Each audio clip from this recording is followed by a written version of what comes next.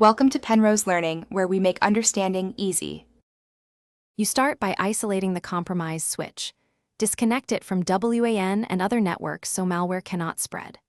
Once done, connect a serial console via USB UART at 115,200, 8N1, and capture logs to a file so you can review boot messages. Make sure you have the vendor stock firmware, the official upgrade tool, and a chip read utility on your workstation. These are required for verification and recovery. Do this now so the recovery steps are accurate and repeatable. You should next dump the switch flash to a local file and document the partition layout and checksums, because you need a baseline for comparison. Then, compare that dump with the vendor-provided firmware to identify modified images or injected binaries. This explains how the hack occurred.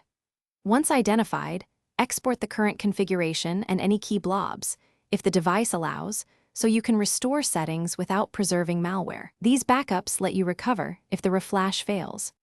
You now flash the verified stock firmware using the vendor tool or TFTP. Ensure the image checksum matches the vendor file before proceeding so you avoid reintroducing compromise.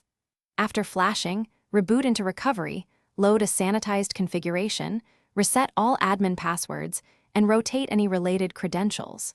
Finally, validate system integrity with checksums and network isolation tests. If the switch won't boot or shows corrupted bootloader, use the serial console to reflash.